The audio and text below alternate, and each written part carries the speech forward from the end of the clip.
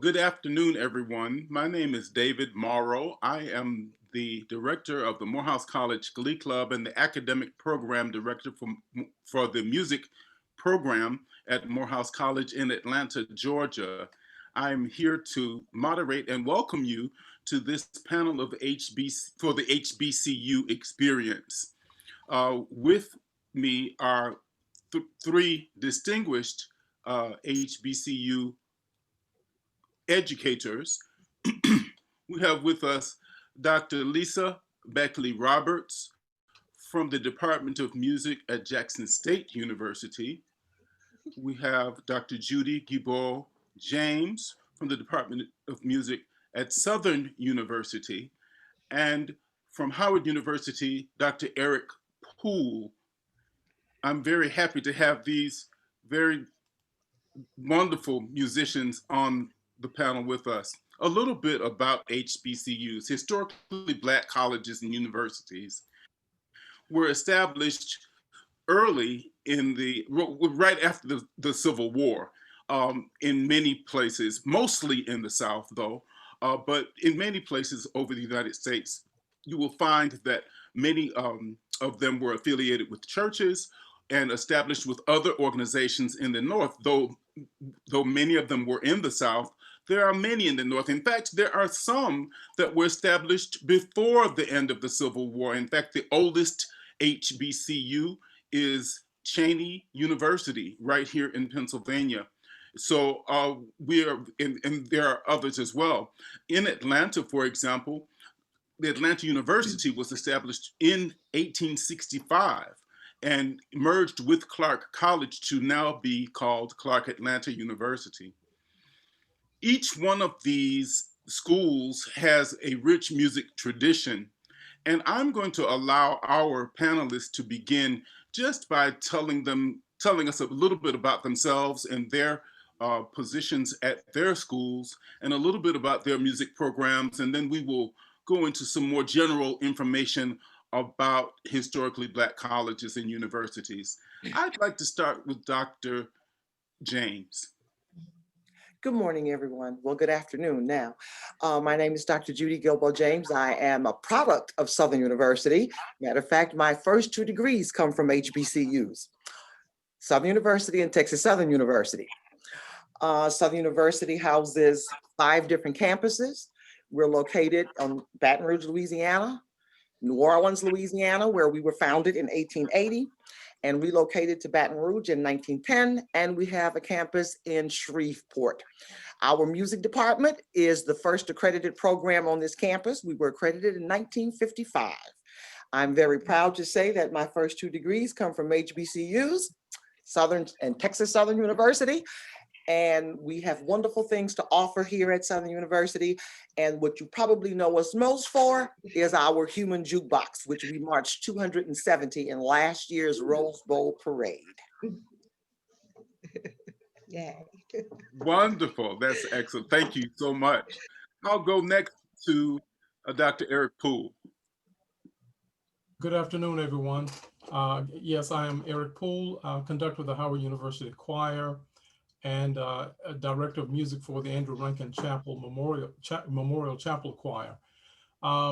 As you might imagine, we are just all geeked right now because we have an alumnus who's serving in such a position as vice president. And I have to say, when I saw the post, as probably many of you saw it, with Stacey Abrams, Kamala Harris, and it was about the 3 women, chills went all over me, from FAMU, Howard, and the, I'm sorry, I can't remember the other one. Spelman. Thank you so much. Thank you so much. But I was so geeked about that. You know, it just epitomizes the strength and the power, the influence of the HBCU experience in the United States. Howard is in a kind of a unique position. You know, it's right here in the nation's capital. And so you might imagine being so connected to the federal government. There are things we can't say no to when we get those phone calls from entities within the federal government, but that's all good because, you know, we all love to perform. And so that's exciting. We're excited for things that are about to happen with perhaps who knows what's going to happen with this inaugural parade and all these things that are going to be celebrating Black academic power, Black academic power. But I'm sorry, I'm supposed to talk about my area. In the Department of Music, I'm the director of the Office of University Choirs and Bands, where I simply manage fiscal operations for the marching, the concert, and the university choirs. I also serve as a faculty member within the Department of Music. And, you know, we're just happy to be here, and thanks for the invitation. Thank you. Last but by certainly no mean least, Dr. Lisa Beckley Roberts.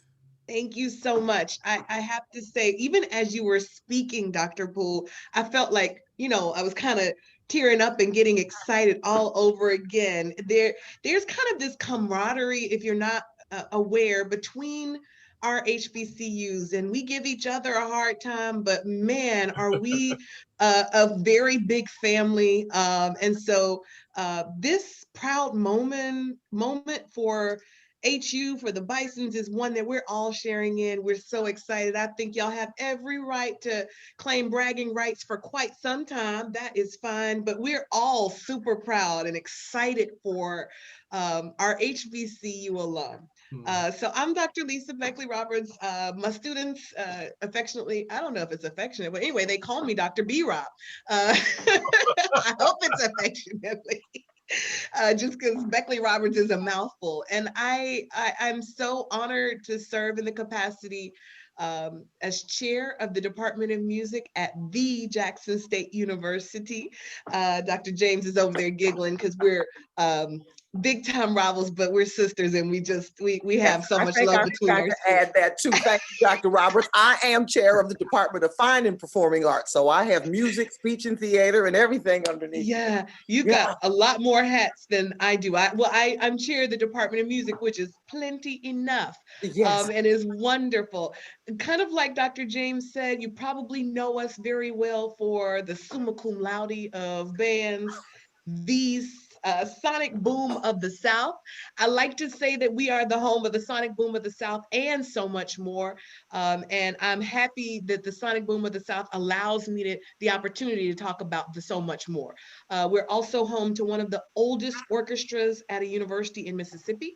That's not one of the oldest orchestras at an HBCU in Mississippi. That's at any university in Mississippi. We have an amazing vocal area program that features our chorale, our choir, and our vocal jazz area. We have one of the oldest jazz studies programs here with 3 jazz combos, 2 jazz ensembles, and we are developing one of the first world music programs that I'm very proud of as an ethnomusicologist, with an African drum and dance ensemble and a steel pan Trinidadian ensemble.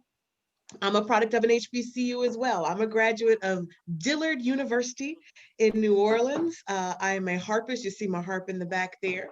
So I have degrees, undergraduate and master's degrees in harp performance, as well as a master's and a PhD in musicology and ethnomusicology. And I'm grateful for the opportunity to talk to you all about HBCUs, and in particular about this HBCU. But again, I revel in any opportunity to brag about what we do at HBCUs, how we are an ideal place for all students, and how we have space here for every type of musician. So I'm excited to be here. Thank you for having me. Thank you very much. And for these 2 brilliant women who are on the panel, I'm thankful to Dr. Lori Hicks, who is at Kentucky State University.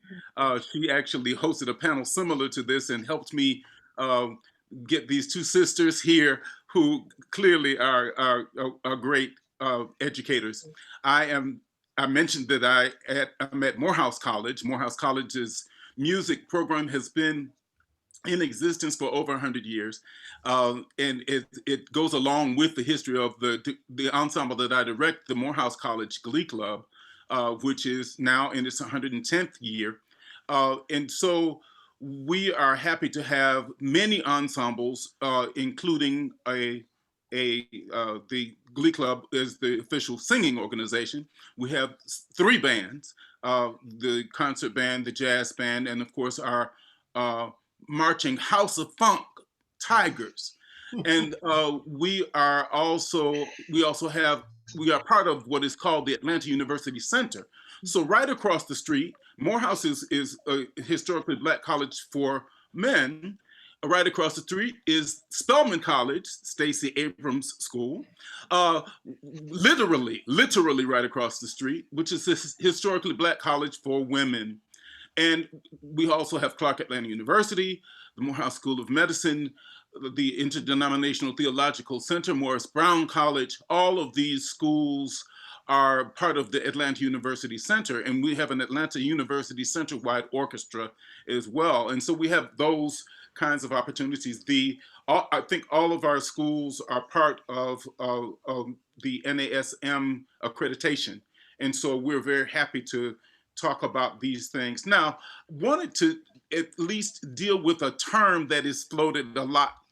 What is the HBCU experience? And I want to take a little bit of time to make a little tweak in that and ask, what do you consider the HBCU music experience? We'll start with Dr. Beckley Roberts. Well, that didn't give me a chance to bite off anyone else's answers, but I'm gonna jump on in. The HBCU experience, we have such, I think that the best way to describe it is all encompassing, right? So you get at an HBCU the quality, the content that you would get at any research intense university. We are a research intense university here at Jackson State University, and our mission is to challenge minds and to change lives. And we do that through scholarship, through encouraging global citizenship and thinking about being 21st century contributors to society. The thing that makes our experience different as an HBCU is the culturally centered education that you receive without being othered in any way. I think I was on a call the other day where there was a question about, or there was a statement that said something along the lines of, before Vice President-elect Kamala Harris came along, there were people who didn't know about, or who knew about the contribution of HBCUs. And I quickly raised my hand and said, we did. We've known since the 1800s how important our schools, our educational experience are for our students. And that's not to take anything away from any other education experience. It is to say that not only are we doing the same level of work that is being done at PWIs, but we're doing it from a culturally responsive perspective. One of the things that I think that is most unique about the HBCU music experience is the individualized attention that musicians get. It's a wonderful thing to be a big fish in a small pond and to get multiple opportunities for performance that may not be afforded to you if you're in a larger music program. Many of our students have opportunities to play with professional orchestras and symphonies. They have plenty of opportunities because we are a smaller area. So some of the things that I have the opportunity to do at Dillard University as a harpist, I may not have had if I had chosen to go to a conservatory with a studio of 10 to 15 harpists or a larger PWI music program. I think that one of the things that makes us unique at HBCUs and music programs is our emphasis upon artist activism. Understanding, as Nina Simone said, that the artist's responsibility is to tell the story of what is happening in our times, what is going on around us. And I think that's a very different experience than what you may have if you are receiving that education from someone whose story is slightly different from your own.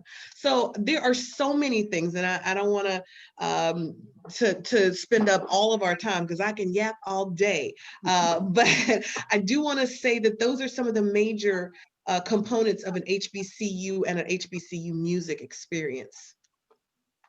I'll let you all choose who wants to be next. Okay, I'll go. Like Dr. Roberts said, so I'll piggyback. The experience at a music program at an HBCU is just something you cannot compare. I studied private piano lessons at the then University of Southwestern Louisiana from the time I was, I think I started at 10 years old until I finished high school at 16. I was offered 5 scholarships at PWIs, but my mother and 3/4 of my dad's siblings all finished from Southern University. And I too have a nickname, Dr. Roberts. My full name is Judy Arnett. I'm named after the winningest football coach at Southern University, A.W. Mumford, and Gilbo-James. So my initials are, minus the married part, are JAG. So my students quite often call me Dr. Jag. Now, did my mother love Southern University? Yes, she did. And I told my parents, I said, I know I have these full scholarships at PWIs, but I want to go to Southern University. I came here, I was embraced by the piano faculty. When I was employed here after 10, 15 years teaching in Texas, some of those same faculty were here, and they were some of the best mentors you could ever have. And the purpose of the entire university and our music department is to prepare these students for diverse situations and diverse people.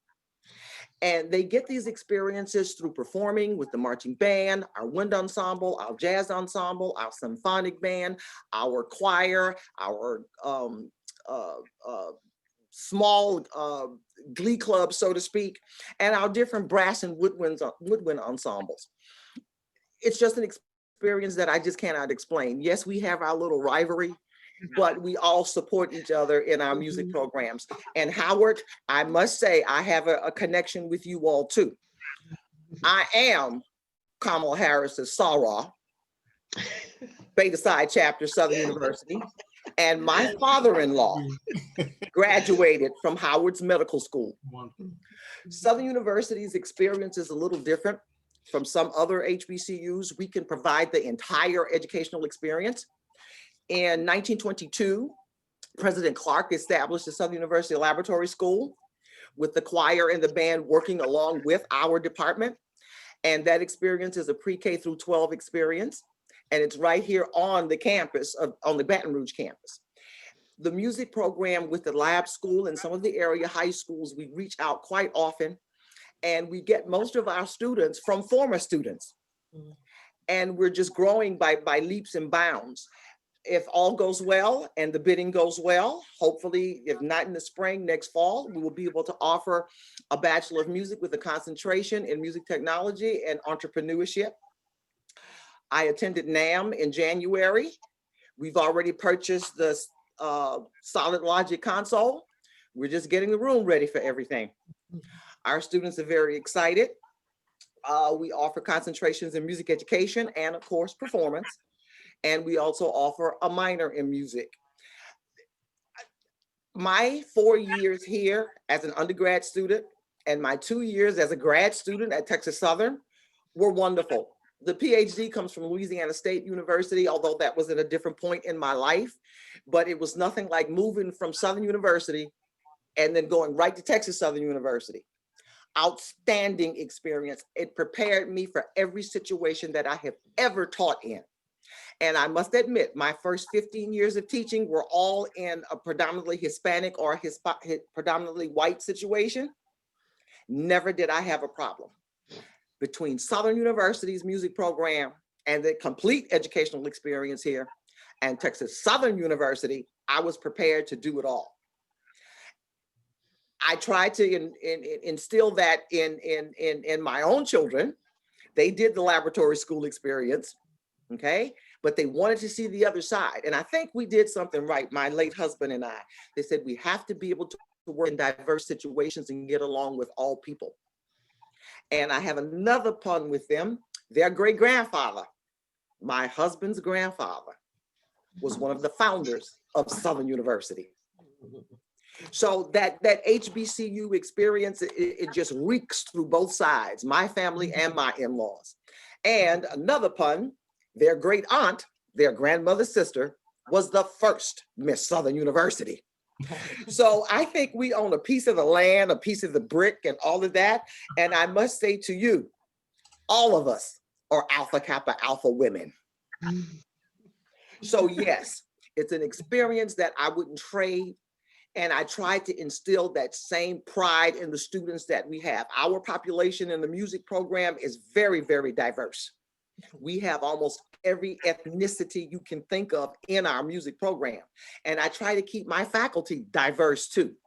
So we can satisfy the needs, the differences in cultures among our students, and still give them that true HBCU experience.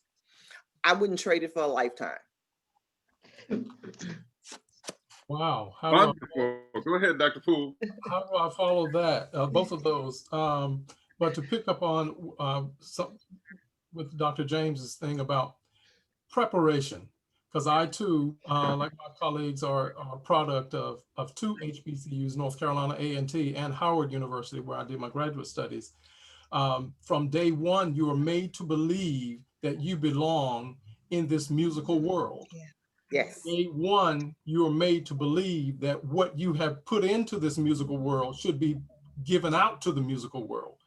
And so, you know, the part of the experience, the musical experience, is that, you know, we offer students these opportunities to perform in these world-renowned venues, that gives them the confidence to say, oh, I get what you're saying now. You're not competing for a regional job. You're not competing for a local township job. You're competing for a job across the world.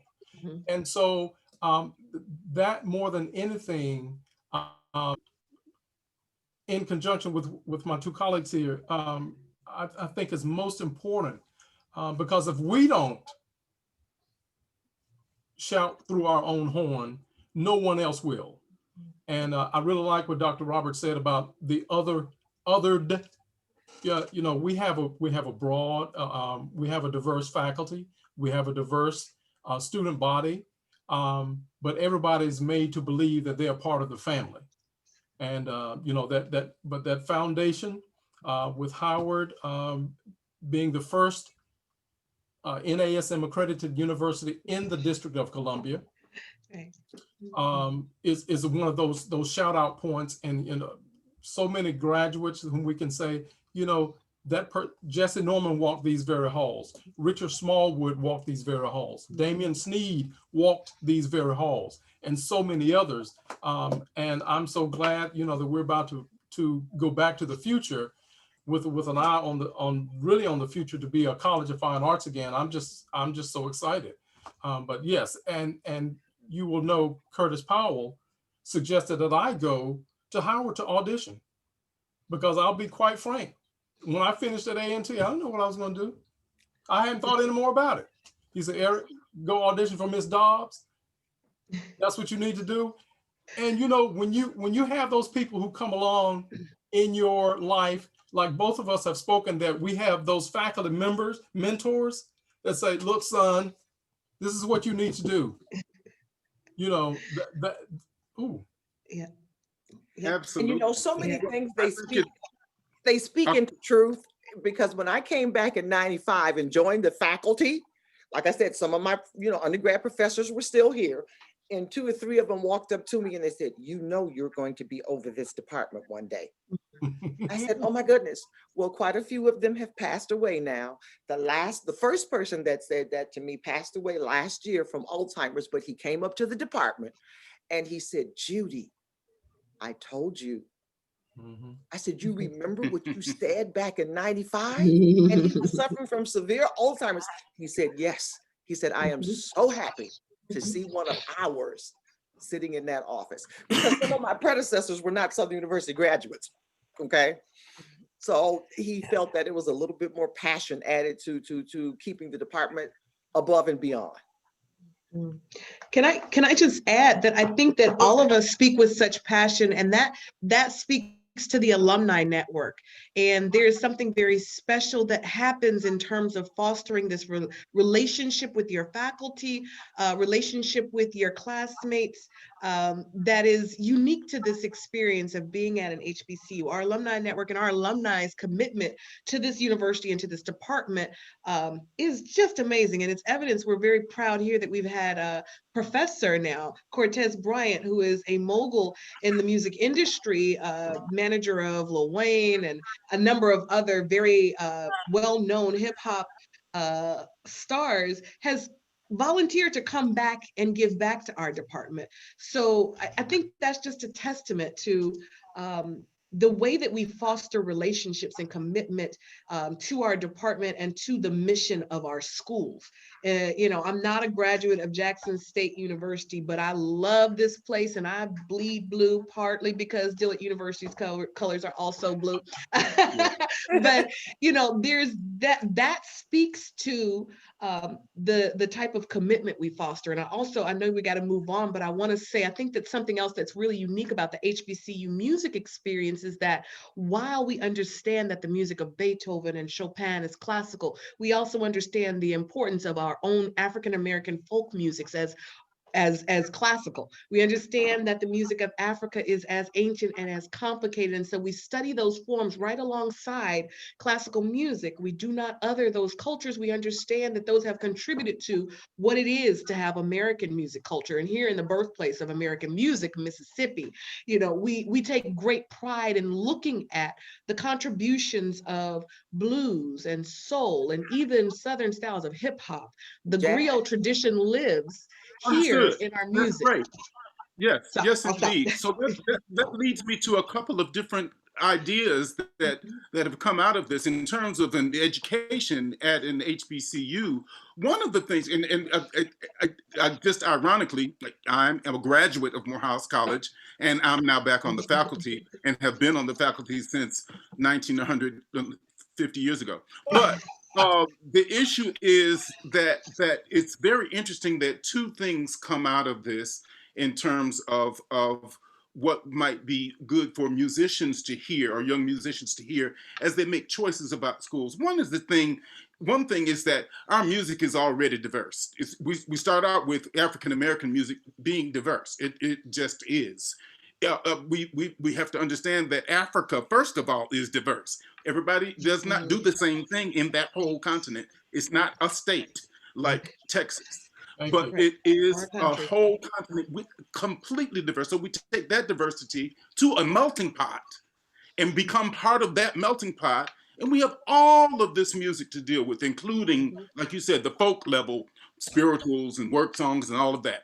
Then we deal with the music as we evolve into other things, and we blend that with classical forms, and so that our students end up having this diversity of music that they want to talk about. And you may want to talk about that further. But the other thing that also comes out to me in this particular conversation is that a philosophy that I learned from my mentor, Wendell Whalum, and he didn't say this, I did this by observing him as a teacher.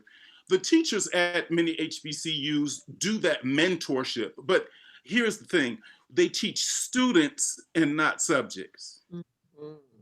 So if you could speak to that for a minute, how do we reach out to our students? Because many of our music majors don't go on in music. They go on to do other things. What do they learn about being a musician that might take them into wonderful arenas as a musician, but also make them wonderful in other areas of life? You know, I take from that, and what I got from those who put their hands on my shoulders was, see yourself in this. Don't let anyone else explain to you in any kind of, using any kind of language that you don't belong doing this. You do this just as we all know the story. You have to be that much better than anyone else. So if you can see yourself in this, then there's no doubt when we step off the graduation stage into the world of performing, education, therapy, whatever the venue, that we're not prepared. And we just take that and run with it. Right. Oh, I was just, yeah, I think we've already touched on it. I think that's another difference. And you said it so beautifully that at HBCUs, professors teach students and not subjects and not numbers, for sure. We get to know our students in a different way. We have a lot of what I like to call fireside and come to Jesus discussions that go beyond the traditional role of a professor and student. I think that the nature of HBCU environments is that we are setting ourselves up to support students throughout the rest of their lives. Once you get your undergraduate degree is the way you frame your thinking. So the skills that you learn, the discipline that you learn from practicing and preparing music on your own and understanding the difference between practicing versus rehearsing versus performing, and what we do and do not do in our rehearsals versus what we do and do not do in our performances is a part of that whole idea of we give you the skills that you need to be successful anywhere. Now, as an African-American harpist from Mississippi, I am a native of Mississippi, there were throughout K through 12, most of my experiences in classical music, I was the only person in the room that looked like me or did what I did. And it was a beautiful thing to go to an HBCU and be surrounded by other people who looked like me and thought like me, who were interested in pursuing very advanced studies in music, right? And so I think that the relationships that we nurture here in those come to Jesus conversations and those opportunities to set up relationships that will last for the rest of your lifetime are unique to our own experience. And so I'll let Dr. James jump in, but I just wanted to say that, you know, we create, I think all of us have talked about the mentor that we had in undergrad who has been a part of our growth and our trajectory as professional musicians for the rest of our life. And here we offer degrees in music education, music performance, and music technology, as well as minors in music and a master's in music education. And what we're doing is we are training our students thinking and professional practices in a way that they will be able to be successful wherever and in whatever field they choose to go. Thank you, Dr. Roberts. Well, when I returned to Southern University as a faculty member in 1995, and I walked into my first classroom, that was the first time, and I'd been teaching since 1980, so I'm telling on myself here, that was the first time all my students looked like me. Mm-hmm. And I said, oh my goodness. If it had not been for my HBCU experience, this could have been a difficult situation, okay, based on experiences at our HBCUs. And I've loved every minute of it. My first line to my majors, hate me now, love me later. And they have constantly stayed in touch with me, you know, not just the music, Dr. James, not just the music, but the life lessons you have prepared us for when we go out into this world and work with so many diverse situations, okay? They'll call back and say, you know, you told us this. You know, you said this was going to happen. Well, the same things happened to me. When I started teaching in Houston Independent School District, my first class was a class of 5-year-olds that spoke no English. It was like, oh my goodness. I came home that evening, I picked up the phone, and I called Miss Helen Gist, the lady I replaced in 95. And she said, you took Spanish, you know how to teach, deal with it. I said, oh my goodness. And she would call every week. How is it going? Are you speaking Spanish to them? Are you teaching songs in Spanish? Are you doing this? Even after I replaced her, she's deceased now, she called me every week. Are you handling these music education classes like you're supposed to? Are you doing this? Are you teaching these piano classes like you're supposed to? And like you well said, we keep up with our students and we keep up with their progress. And as we have those come to Jesus moments, Dr. Roberts, and fireside chats, we talk music. We're passionate, we're involved, but we give them another lens to look through by sharing our experiences, because we come from different decades going to school. So all of us have seen different things. Am I correct? This generation, I don't think has seen the things that we have seen. So we get to share that. And it's a wonderful thing to have them tell us what we probably told our mentors. Thank you for letting us stand on your shoulders. We want to make you proud. And I mean, I did have a PWI experience, but like I said, it was at a different stage in my life. I wasn't 19 years old working on my PhD. However, and Lisa, the same thing here. Quite often at Louisiana State University, I was the only one in a lot of classes that looked like me. None of my professors looked like me. But the background and the building blocks from Southern University and Texas Southern University. And the mentors that I had here that came from Dillard and some other universities prepared me to do what I had to do. And let's end with this. I always tell my students, and it was something that my parents told me, both of them are graduates of HBCUs. My father finished from Texas College and Texas Southern. Don't accept the word no. If it's something you want to do and you're very passionate about it, and everything in that process is correct, and someone tells you no, don't accept it. Just figure out another way to get it done.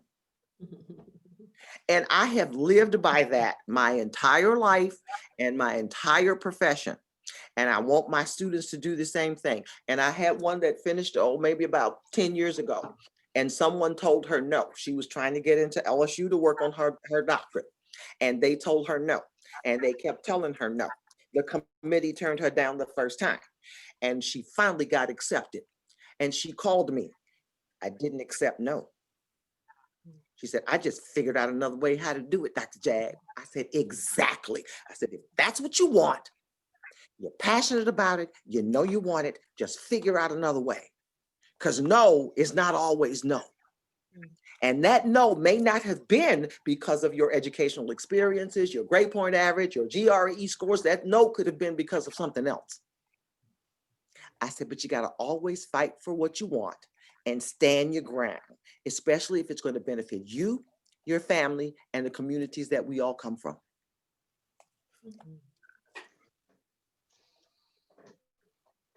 One of the things that's very interesting is being able to attract students to our schools and deal with recruitment. What would you say to a young person to consider an HBCU among the options you might have? And it doesn't matter. I mean, we are very aware that there are many HBCUs, and Dr. James, you mentioned this. They are historically Black colleges and universities, but we've had other cultures come, Hispanic, Asian, white, all attend our universities as well. So what would you say, two things, what would you say to someone to encourage them to consider an HBCU, and what would they get out of an HBCU as if they are really serious about a career in music? Well, quite a few of our graduates are teaching in many of the states in our United States. And our diverse population comes back to us from them. Very often, we don't have to go out there and look for them. Because a lot of our students are teaching in Texas and Mississippi and California and different places like that, they send those students back to us. And their music teachers really sell us. They sell us more than we have to, okay? And you never know. My line to them when they get here, the freshmen, the diverse population, not just my Black students, but all of my students, you never know where you're going to end up teaching or where you're going to end up working in music anyway. And there are going to be people that don't always look like you. So come here, let us help you work through that diversity that you're going to have to deal with. And it's just been flowing in. I mean, even when I was an undergraduate student back here in the 70s, we had a diverse population in this music program. We did. I had two, one young lady was in the jazz program, and she was Caucasian, and the other one was a piano major. And we got along beautifully, and we were always in competition with each other, especially in the DuBose piano competition, right? We both had two different applied piano teachers. She was with Myrtle David, and I was with Frank Erskine White. And it was a wonderful relationship. And I just don't know how to really explain what we tell them, but they feel so warm. I can walk up and down the halls and they'll say, hello, Dr. James, how are you today? We're practicing, Dr. James. Can we go in here? Dr. James, look, we have this new piece by this Black composer. Dr. James, I'm working on this Beethoven and I'm not sure. Dr. James, I'm working on this show. We prepare them to be global. And I think that's done a little bit more here than elsewhere. And I'm gonna give you an example. We had a graduate that graduated from Southern University's music program and went on to work on her master's at a PWI. And she was eventually let go from the program because she was told that her Western art music was not up to par. And that was not the case, lady and gentlemen. Okay. And we had to bring her back in and talk to her. I said, weren't you taught to work with all here? I said, you did Beethoven. I said, you did spirituals. I said, you did Chopin. I said, you did everything. I said, in your music history courses, I said, you studied the music from the very beginning in Africa. You studied Asian music. You did it all. I said, so you have to take that mindset and be able to work with all of these people that are at this university where you are now. And she said, you know what I did, Dr. James? I said, what did you do? She said, I went in there with just a plain old HBCU mindset, thinking totally African-American and not thinking diversity. I said, and that's not what you learned here. And it's just like you said earlier, we have to be good and sometimes we have to be better. And being your best is not necessarily one genre of music, okay? You have to be able to do it all. I said, and you were taught that here. I know you were. I said, now go back over there and do what you need to do. 2 years later, she had a master's in music. Dr. Poole, what do you think? I have a question though. May I interject a question to everybody? If the experience at undergrad had not been an HBCU, would she have been able to come back and get that type of come to Jesus conversation?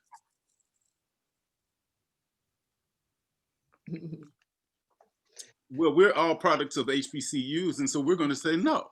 Would not have been. But, you know, in fairness to some other schools that may have that paradigm, that it could be.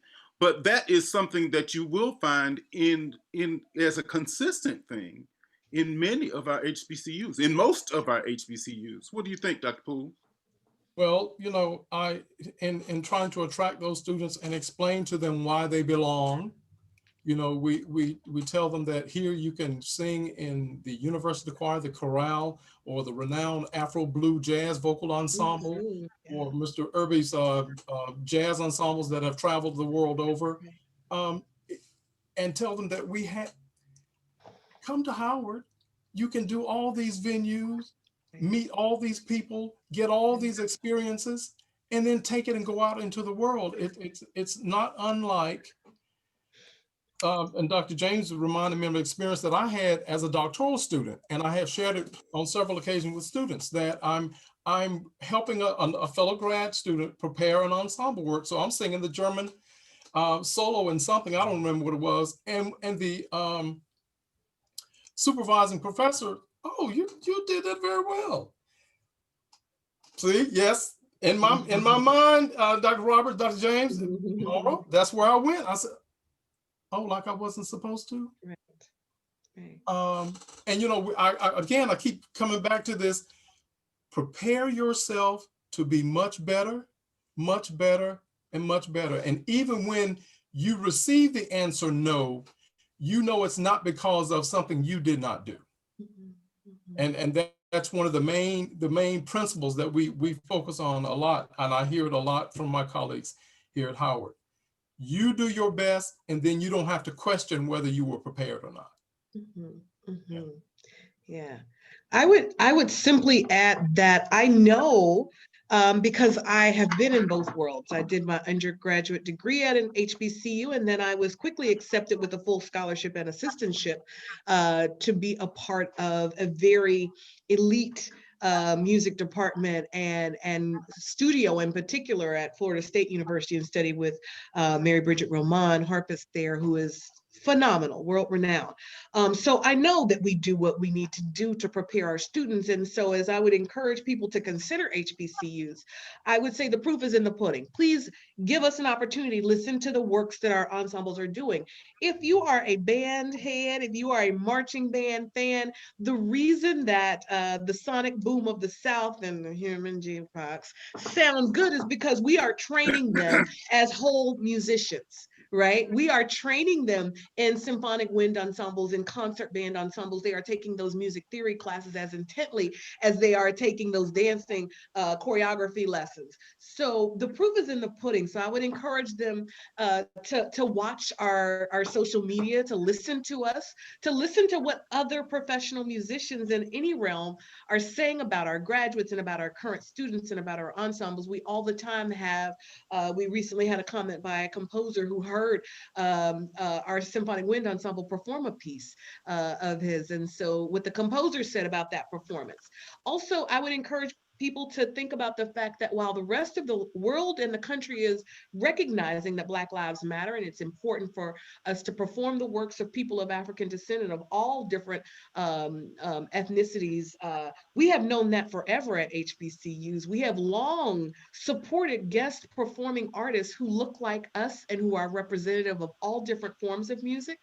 We have always emphasized the importance of performing works by composers that are people of color, that are women, that are whoever you are, whatever your form is. We have always acknowledged that. We have fostered that. We have been a long patron and supporter of other musicians and people who are usually underrepresented in classical music.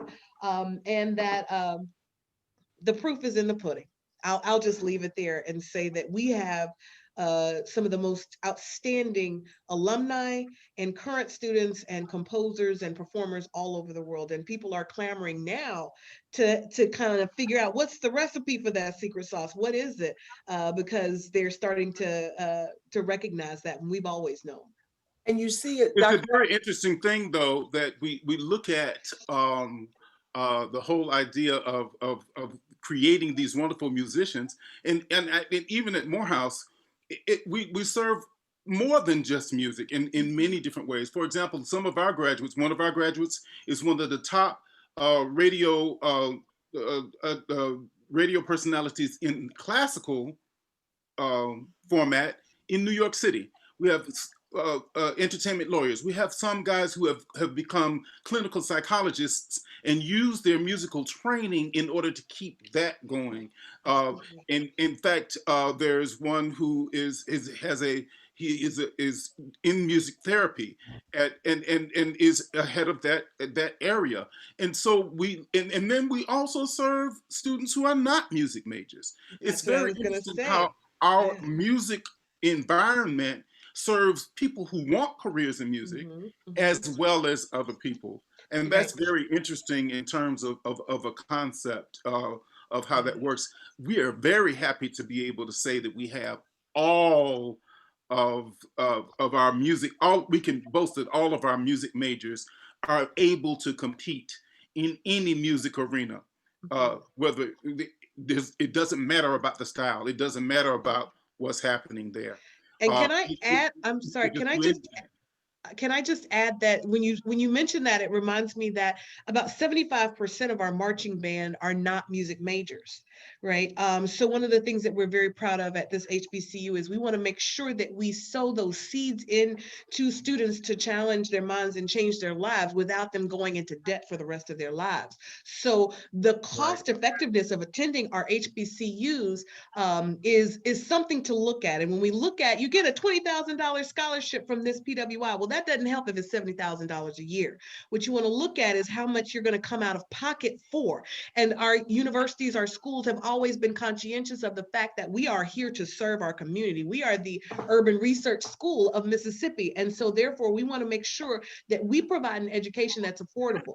Many of our ensembles in the Department of Music offer scholarships. Many of our students are not actually music majors because we all know musicians do a lot of things well. We think well, we are critical thinkers. And so that is something to also consider when we're talking about why should you consider an HBCU? I just wanted to bring that main thing up as a mother, money. Very good. Well, listen, we are near the end of our time, and if there are any questions from any of our attendees, we want to be able to answer a couple of those before we have to end. But let me first say how grateful I am to Dr. Judy James, Dr. Lisa Beckley Roberts, Dr. Eric Poole for joining me on this.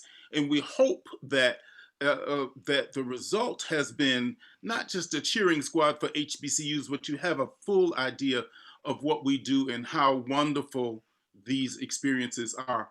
I don't know whether we have any questions from any panelists or from any of our attendees.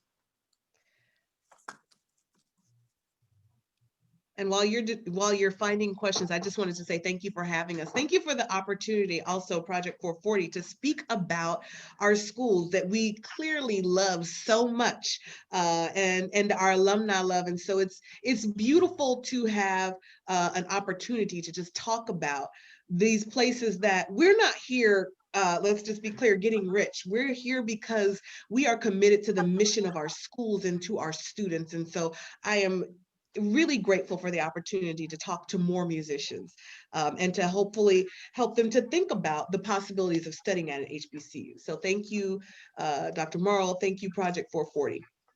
Thank you so very much for thinking of us here at Southern University too. And that's one thing we must remember, Dr. Roberts. Yes, we're musicians. We're passionate, and we know that our art teaches all of the other academic subjects. We encompass it all.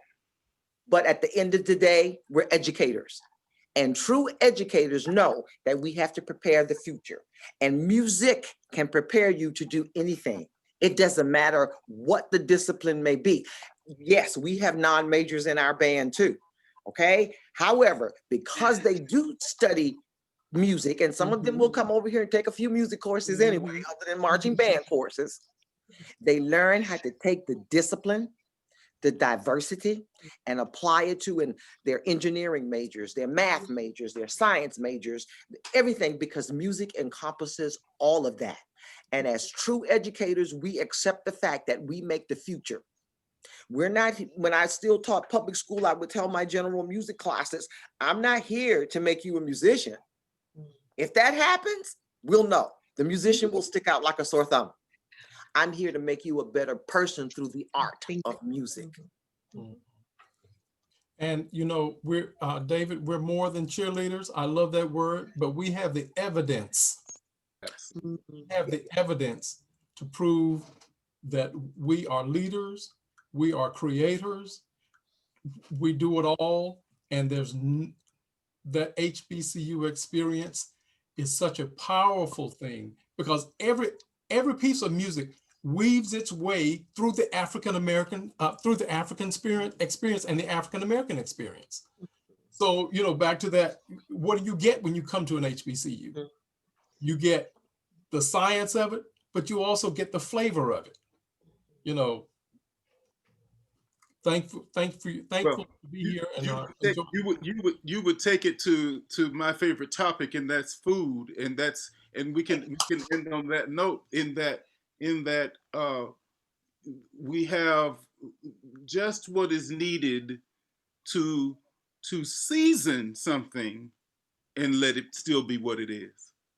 Well, speaking from South Louisiana, which I'm a native of, our HBCUs are the gumbos of everything else. Well, now you guys have us all hungry and we want some delicious food. So friends, this was a real pleasure and we really appreciate your time this morning. So thank you so much. And so we will officially close up this session, and feel free, friends that are viewing this, to continue to put some things in the Whova chat, and our friends there will be able to come over and comment accordingly. So enjoy the rest of your day, and thank you again for joining us.